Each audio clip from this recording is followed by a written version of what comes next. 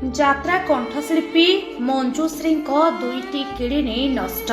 ଚିକିତ୍ସା ପାଇଁ ଅର୍ଥ ସାଜିଛି ବାଧକ। ଦିନେ ମୁହଁରେ ରଙ୍ଗ ମାଖି ଯାତ୍ରା ପେଣ୍ଡେଲ ଉପରେ ମନୋରଞ୍ଜନ ପାଇଁ ନିଜର କଣ୍ଠର ସୁମଧୁର ସ୍ୱରରେ ଦର୍ଶକକୁ ବାନ୍ଧି ରଖୁଥିଲେ। କିନ୍ତୁ ଆଜି ଦୁଇଟି କିଡନୀ ନଷ୍ଟ ହୋଇଯିବାରୁ ସେ ଶଯ୍ୟାଶାୟୀ। ଭୋଗରାଇ ବ୍ଲକ ନିମାତପୁର ପଞ୍ଚାୟତର ମଞ୍ଜୁଶ୍ରୀ ମଣ୍ଡଳ ଦୀର୍ଘ ଦିନ ଧରି ବିଭିନ୍ନ ଷ୍ଟେଜରେ ସଙ୍ଗୀତ ଗାଇବା ପରେ 4 ବର୍ଷ ଧରି ତୁଳସୀ ଗଣନାଟ୍ୟରେ ସଙ୍ଗୀତ ପରିବେଷଣ କରୁଥିଲେ।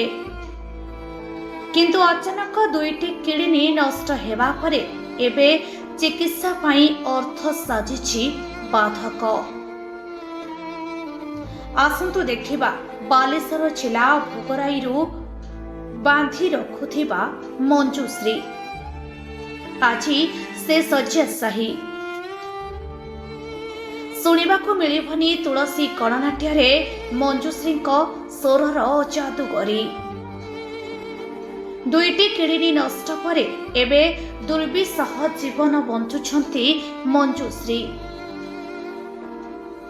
ଝିଅର ଏପରି ଅବସ୍ଥା ଦେଖି ମା ଆଖିରୁ ଶୁଖୁନି ଲୁହ।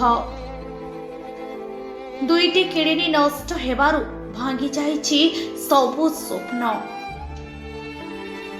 ବାଲେଶ୍ୱର ଜିଲ୍ଲା ଭୋଗରାଇ ବ୍ଲକ ନିମାତପୁର ପଞ୍ଚାୟତ କୋଚିଲା ଡାଙ୍ଗ ଗ୍ରାମର ମଞ୍ଜୁଶ୍ରୀ ମଣ୍ଡଳ। ବାପା ଗଣେଶ ମଣ୍ଡଳଙ୍କ ମୃତ୍ୟୁ ପରେ ମଞ୍ଜୁଶ୍ରୀ ଏବଂ ତାଙ୍କ ଭାଇ ଯାହା ରୋଜଗାର କରୁଥିଲେ। ଦୁଇଟି କିଡନୀ ନଷ୍ଟ ହେବାରୁ ଜୀବନ ପାଲଟି ଯାଇଛି ଦୁର୍ବିସହ। ପରିବାର ବୃଦ୍ଧଙ୍କ ଆଖିରୁ ଶୁଖୁନି ଲୁହ। ଯାହା ସମ୍ବଳ ଅର୍ଥ ଥିଲା ଖର୍ଚ୍ଚ ସରିବା ପରେ ଚିକିତ୍ସା ପାଇଁ ମାଗୁଛନ୍ତି ସହାୟତା। ଯଦି କେହି ସହୃଦୟ ବ୍ୟକ୍ତି ମଞ୍ଜୁଶ୍ରୀଙ୍କୁ ସହାୟତା ପାଇଁ ହାତ ବଢ଼ାଇବା ପାଇଁ ଚାହୁଁଛନ୍ତି, ମଞ୍ଜୁଶ୍ରୀଙ୍କ ଫୋନ୍ପେ ନମ୍ବର 8917276118 ଏବଂ ଜମା ଖାତା ନମ୍ବର 382566817118।